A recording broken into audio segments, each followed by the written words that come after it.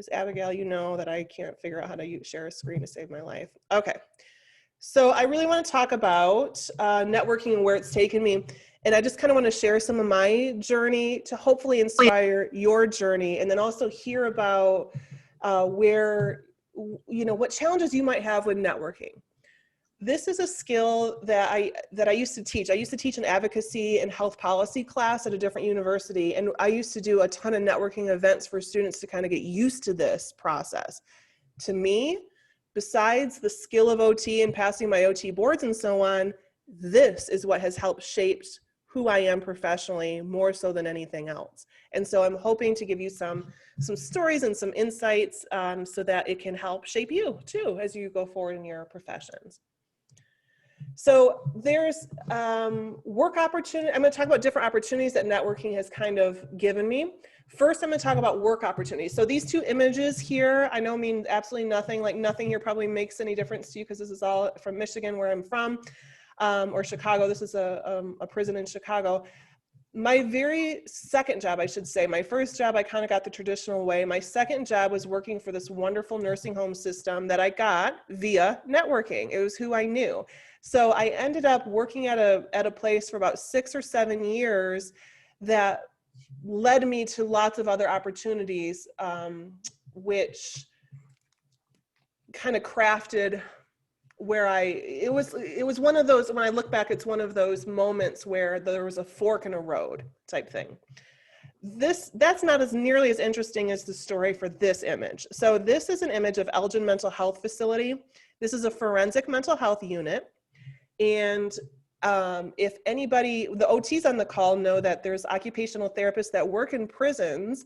And I had been wanting, this sounds weird, but I had been wanting to get into prison on the healthcare side for many, many years, right? Not by my crime spree side has long since been over, but it was, I wanted to be a part of creating a program.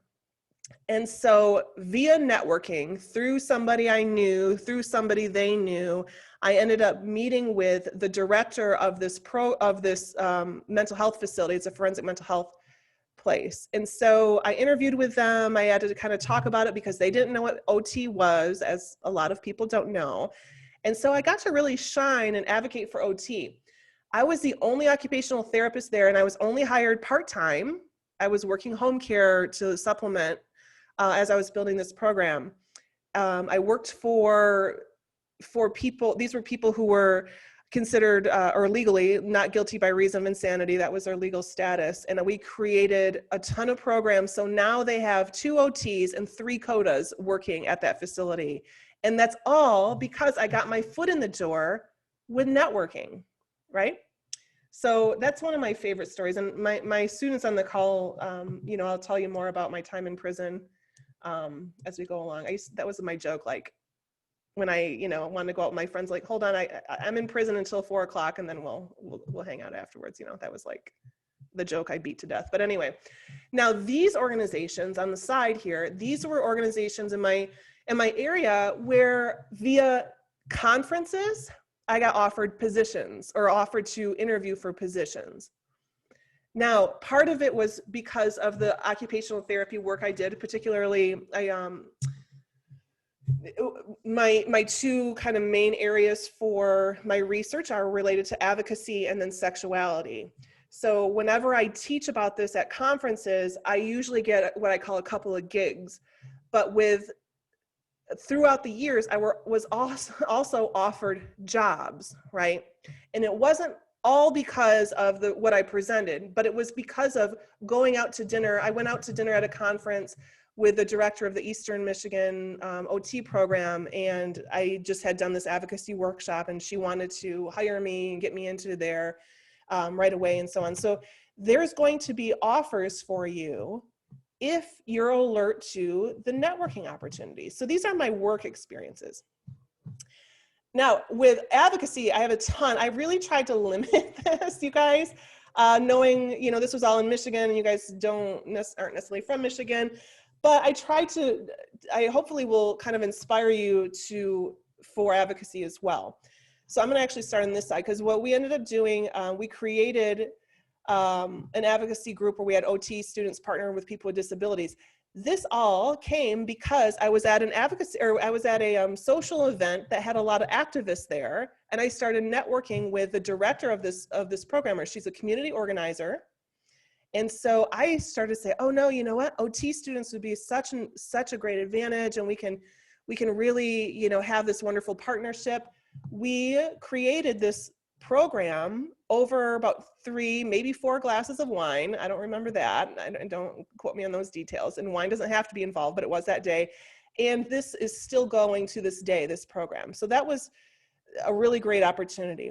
It wouldn't have happened if she and I hadn't put ourselves out there and had been available to chat, right? This example, so this is the same picture. We were in the newspaper, but this was, here's me. I look horrible in this picture. I hate this. But anyhow, this is Senator Booher. So I invited my senator, my state senator, to my husband right here. He's a fire chief. So this was his fire truck. And we did all kinds of adaptations to his fire department because his fire department was having all these injuries over and over and over again. So of course I OT'd his fire department with him. And we created, that created a bunch of ADA upgrades. So I had students work with me because here's like the township, I think this was the township supervisor. These guys were on the board here. And so we created a whole bunch of changes. I was so proud of our little town. I was definitely proud of what they did in the fire department. So I called my congressman and said, you need to come to your district. I can't wait to meet you. I want to show you these things that we're doing for the people with disabilities in our community and what we're doing for our firefighters in this community. Now, Senator Booher, I happen to know, because I did my Google searching, that he used to be a fire chief himself. So I got to really get to the heart of safety, you know, because he understood, right? He understood what it takes. So we were in the paper for that, and that was really great. And that was simply because I knew how to reach out and why it was important for him to come. From this, you guys, so I was already teaching and, you know, happy with my job, but he asked me, I forget his first name, but Senator Booher asked me, he said, hey, Jen, can you do the same thing to all the townships in my 13 county district in Northern Michigan? And I said, I absolutely cannot, because I teach full time. However, there's occupational therapy students that are ready and eager, and the ones that helped me with this program, I connected them. And so he ended up paying for 2 of the OTs. They were students, but now they were graduates. He ended up doing a consult with them, and they worked for the state of Michigan. Same thing here. So through my networking, this is my book club group. These are all activists. This is just one picture. Again, with the wine, to me that was mandatory, but not mandatory for you guys. But because of my activist friends that we connected with socially, I became a part of the City of Grand Rapids voting accessibility rights group. So the clerk of the city had this commission, because in this particular city, there was a lot of voting discrimination, particularly for African-American communities that are non-English speakers and so on. So there was a lot of people represented from those communities on this work team, but nobody was talking about disability. So because I was talking to this group all the time, and my friend Clark, we always were talking about disability issues, that led me to be on this board, and that led me to research, which led us to present to the state commission of clerks or something. I forgot what it was called. We got to present our research. So that all happened from our nights of book club, essentially. Now here, I've also been involved with different organizations at the state level. Again, you know, I have an OT lens. I know we're not all OTs here, but I was the advocacy chair for Michigan OT Association and the public policy director. I'm currently the Texas OT political action committee chair, which if anybody wants to volunteer on that, let me know, any Texans here. But this is some of my work from Michigan. So I was connecting with people around the state so that when we had our Hill Day, this is our advocacy day, or this particular day we were advocating in Michigan at the time, occupational therapy and other disciplines did not have to get CEUs to continue their license. And so I riled people up. I did all kinds of networking. So we had a big presence at our Hill Day, or our day at the Capitol, whatever, different states call it different things. But we had 150 OTs, OTAs, and OT students come and say, oh, no, we need to have CEU requirements. Because can you imagine having an occupational therapist who hasn't stepped foot inside of a classroom or hasn't taken any CEUs for 15, 20 years? Like, I wouldn't want that OT as my health professional, right? So we were really making those connections and advocating for that. So that was all through networking to get this big size. The year before, we had 55 people. And this year, I think it was like 146 or something like that. We also, here's me and Debbie Stabenow, if anybody knows their politics. She's a US Senator, and these are some of my colleagues. She's a state senator. He's just my friend that has nothing to do with OT. He was always just hanging out with me, going to some of these events. But we advocated for mental health policy, and she introduced a bill, and we were able to thank her, essentially. Her name is Cynthia Grabczynski. She helped us at the state level. But we were able to thank Debbie Stabenow for having OTs included in this mental health bill, because she understood OT. So we were able to network and talk about occupational therapy and advocate for our services. Also, when you network, you get to just meet your heroes. This is like my favorite thing about networking. So again, this is in the OT world, but these are some theorists. Here's Claudia Allen, here's Mike Awama, which I don't have a picture of me and Mike together. This is Wendy Hildebrand. She's our current AOTA president. He was the Democratic Party chair for the state of Michigan. So it was through networking that I've got to meet people that I admired. Again, this isn't necessarily about always agreeing, like I don't agree with everything that all these folks do, but I was able to make a connection. So for example, I don't know if you heard about Flint, Michigan. There was a big crisis several years ago. And I had been working with Brandon. He was coming to my class, and again, this is a health policy class. He reached out to me and said, hey, Jen, can you get some of your students together? We want to collect data about what does lead poisoning do for young children. And so he knew to reach out to OT to help us with that data. Now, I don't know a thing about pediatric OT, so I was able to connect him to the right people. That wasn't me, because it's not my area, but we were a part of that process. So he knew the value of this profession. He knew that he could reach out to me and I would connect him, right? So there's so many tumbling effects that can happen when you get out there and you just start meeting people, particularly people who are your heroes. Now, for the OTs in the room, you guys, if you're in my current class, remind me, you're going to learn about Allen's theory coming up, and I'll tell you about when I met her. We shared a cigarette, so that's a risque story, so I'll tell you guys all that later, because the non-OT people don't care about that. Now, another story, I met Frank Kronenberg. This is another OT hero. He wrote these two books, which have been, there's other books, but these are the two books that are just like my lifeline that I kind of live and die from. And I met him at an AOTA conference. Again, there's a related embarrassing story there. But once I met him, we met on the bus between the conference and the hotel. And that little bit of a drive, it was just so amazing to talk to him. We started talking outside of the bus, and he said, hey, Jen, well, first of all, he said, what are you presenting? And I said, well, because my topic, I was talking about health literacy and racism in OT, and that got denied at the AOTA conference that year. And so he said, tell me about it, right? So I just kind of told him about the work. This is my OTD work. So I was telling him about my work and so on. And then he said, hey, what are you doing Saturday night of this conference? And of course, I had like a million plans. So I'm like, well, why Frank Kronenberg? I was wondering, should I get nervous? Like, is this creepy all of a sudden, right? And he said, well, there's a bunch of us that are doing, he said, there's a bunch of us meeting at this organization that worked with refugees that I'd been associated with. We're meeting there, and it's going to be just invite only for OTs on the fringe. So only the OTs that get the bigger picture, like how racism impacts occupation and so on, it's invite only. Do you want to go? It's Saturday night. Well, of course, I'm going to say yes. And I will tell you, even if you're not an occupational therapist on this call, that night, being surrounded by the coolest, most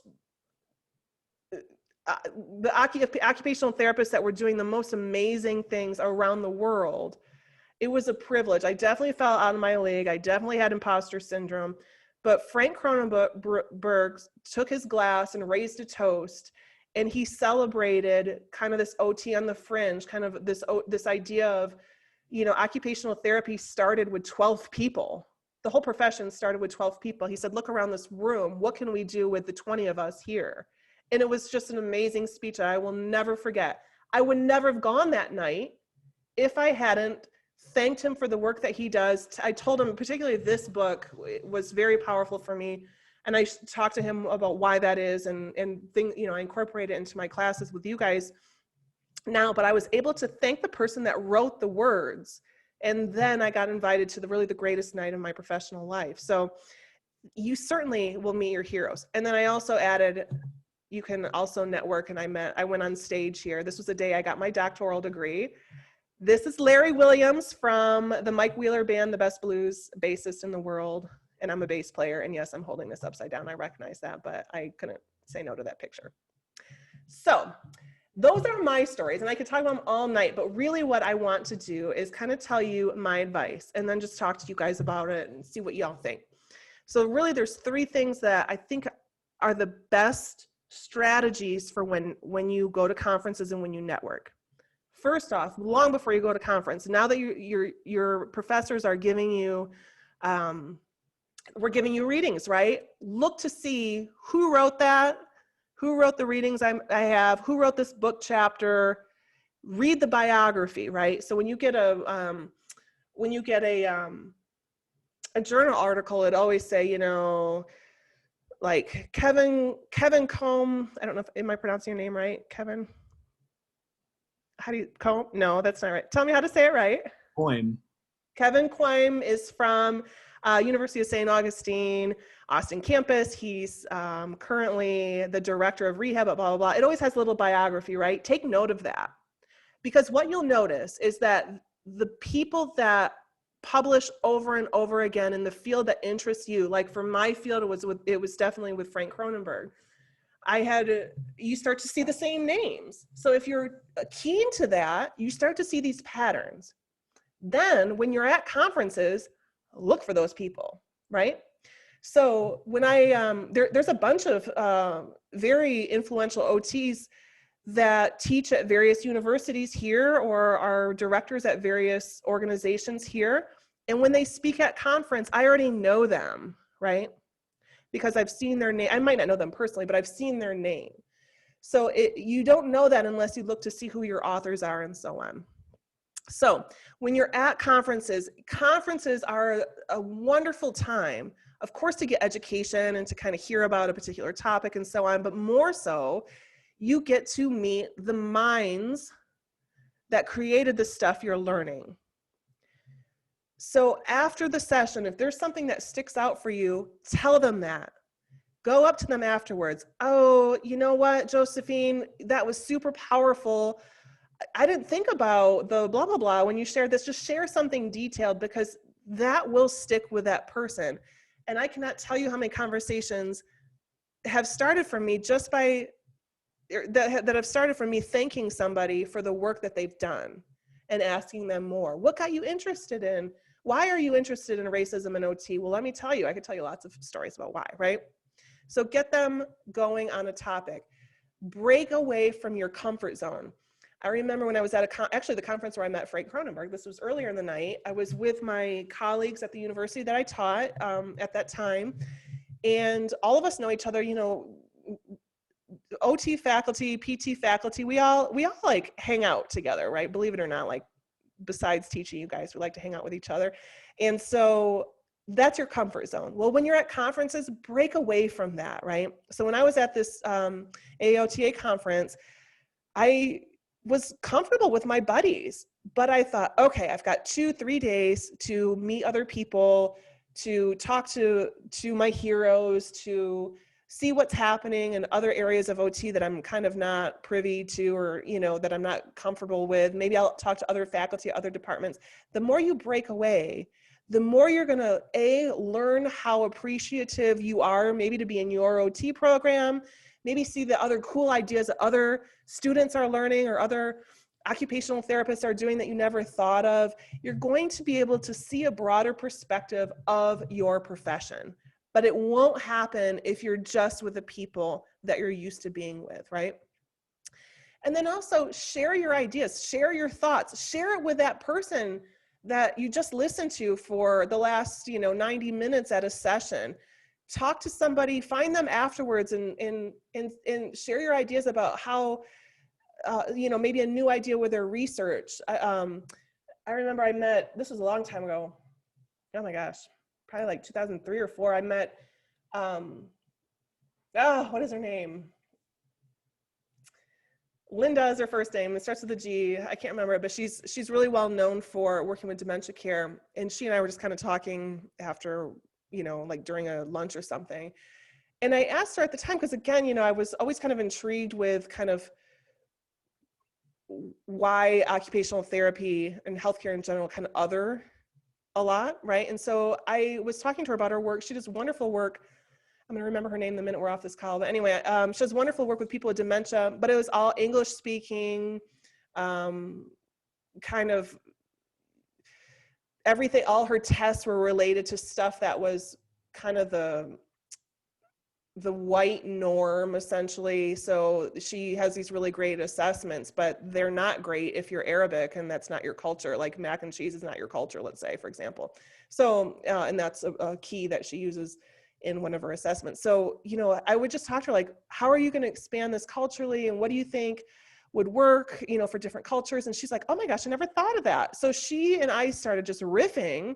And she called me, and she and I would email back and forth just because I shared one little thought with her.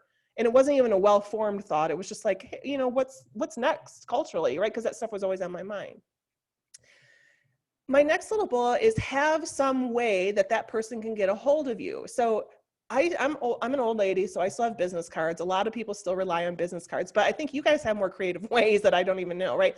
Have your personal website QR code or whatever, have your social medias, have something. So when you leave that conference, you have connections. So you've got their business cards or their QR codes or whatever you guys are doing in different ways, but also they have yours, right? Because it's those long-standing connections that help to really make a lot of change. And then also kind of seek out opportunities. So when you're at your conferences, you'll always, go to the business meetings if you can, because there you're going to see, oh, this is what's needed. This is where I can help. You're going to have so many better ideas about social media and technology. I'm currently, I'm on the TOTA board, and we just had our retreat, and it was like a bunch of old timers talking about Facebook. And I'm like, you guys, I don't even think Facebook's a thing anymore. And they're like, yeah, it is. And I'm like, we've got 83 likes. I'm like, that's not a social media presence, guys. And I don't even know what I'm talking about. So we need to have you all be a part of this. When I was in the Michigan OT Association board, I used to have students help me create materials when I got that big group at the Lansing Lobby Day. That was because of how students helped me to navigate and so on and advertise. So they were part of what's an ad hoc committee, which means a short-term committee built for a particular reason. So it's not something long-term.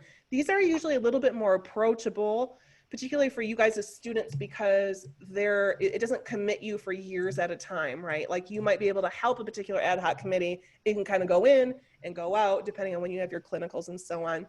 But also you might realize like, oh, I've got a really strong drive to work on membership or political action, right? That's the committee that I lead. If so, see how you can be a part of committee work, because once you get your foot in the door with leaders at the state, national, local level, whatever the case is, they will remember you. They will remember you. And then you start to grow professionally. So even again, if it's helping out a little bit for what you can do, that's fine. Just get going, get started. Let them see your face and they will remember you. So anyway, that's my advice. I just want to kind of open it up for you all. Any experiences that you've had, I'd love to hear about them. Ways that you've networked, or any ideas that this perhaps may have sparked.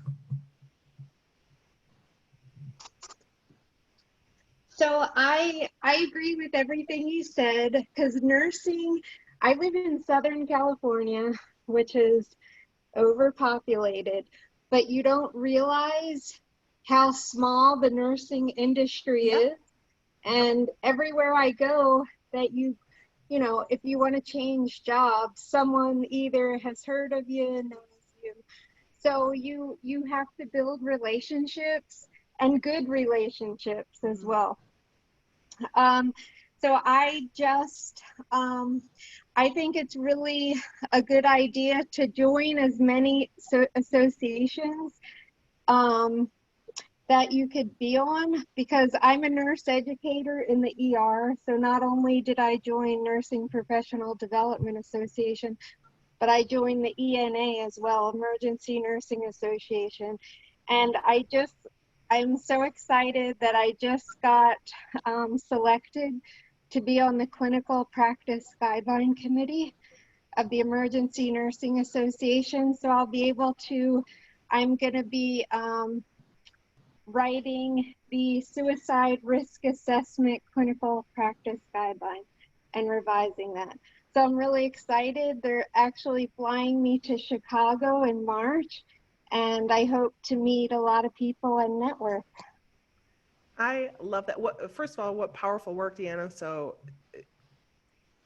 you are doing very needed work. And that's going to open different doors, right? So that's a good example of just kind of getting out there. I think that the idea of like being on as many committees as possible sometimes you can get, and I'm speaking from my experience because I did a lot of advocacy work in Michigan, I got burnt out, right? So then I started to think like, where do I want to put my time and energy? And I started to focus. That takes practice and that takes some trial. And you guys are new to you're most like, I mean, I know Deanna, you've been out there. It's a little different with the post-professional programs, but y'all are new to your field. Figure out who you are and what matters, and then get on those committees that are doing that work. That's how, again, like in speak and say hello. Kevin, I know you've got humor, like use your humor, make sure they remember you, right? They'll remember you for your hairdo alone, Kevin. So you got it going on with that. But figure out ways to just show you don't want to be inauthentic, right? And that's really important, because I wasn't schmoozing Frank Kronenberg, but I was honest and I was authentic with him, like what his work did. I was easily starstruck. In fact, I was like taking pictures. He was in the seat ahead of me. I'm like, I don't know if this is Frank Kronenberg, but he's from South Africa, so he has a distinct accent. I was listening in on their conversation, so yeah, I was creeping that way. But then also, I was like Googling him, and I was texting my friend, I think Frank Kronenberg's in front of me. I'm going to die. I was so starstruck, but I couldn't let him go without letting him know how important those two books were for me.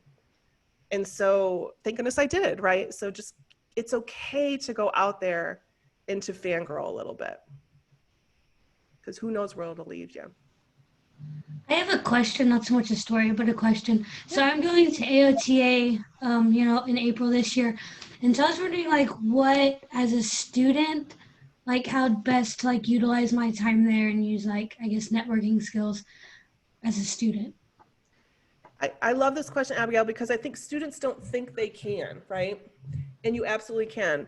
So when you go, for the non-OT people, that's our national association, and it's going to be in Abigail's area. So a lot of our students from Dallas and Austin are going there. Whenever you go to a conference, look at the schedule of events and see if you recognize names. That's how I kind of prepare myself, right? So especially AOTA national stuff, there's so many things you're going to want to go to, but you're not going to have time to do it all, which really is hard. Like, it's hard to pick up what you want to do. But look for names like, oh, I know Claudia Allen. Oh, I'm just using OT names now because I don't know anything about the other fields, guys. I'm sorry. But like, oh, I know Veronica Amaya. Like, I know that name. And so then when you go to those sessions, you'll already have a connection. Even if you were like, that was a boring reading, maybe you can learn a little bit more, right? Because it's likely they're going to be more animated talking about their work at any time you go to those. If you are able to meet at student events, because they always have student events at those things, go there and don't talk to, I mean, not to say ignore your friends from USA, but break out of your social group and go talk to people from other campuses, from other universities, and just say, hey, you know, I'm studying, you know, I'm a third term, you know, where are you in your program? Like, and you will start to really make connections. And those are parts of, truthfully, how I got this job here. I didn't even put this on here, but how I got my job at USA is I knew Dr. Frank. So there was a faculty member here. We went to college together and she was working here. So when my husband and I wanted to move to Austin, I called her. Hey, do you know if there's any teaching jobs? Yep. You know, this was, it was all through networking. And so the more you know each other, to Deanna's point, that the world seems big, but it's not in our professions. Nursing is a very small profession. OT, PT, speech were very small professions, and we help each other out in that way. So my advice is to not hang out with hang out with your friends, but take them along with you and meet other people. And then make sure that when you hear a session that really moves you, you either take the time to email them the next day, or better yet, again, put your face in front of them and thank them for the session or for what you learned, or let them know, because that's super powerful. Even if it's just for a second. Thank you. So the APTA one was like 3 weeks ago. Yeah. Is it too late to message them now? No. Did somebody inspire you at APTA? There were a couple of lectures that I really liked, but I'm shy, so I didn't say anything. Truthfully, Veronica, that's the hardest thing, is to get over, like, you know, that bump, because you're putting, I mean, ultimately any social interaction is putting yourself out there, right? So there's a risk. And if you're naturally a shy person, it's harder to do. It is harder to do. I'm not a naturally shy person. You probably can tell. So I'm cool with it. But I think it would be so powerful. And as the person that's been on the other side, when I teach the stuff or I do a session, people have reached out to me, like, and just, you know, even if you let them know, you know, I've just been thinking about your work ever since APTA. I just want to let you know, I'm just really amazed and I'd like to learn more.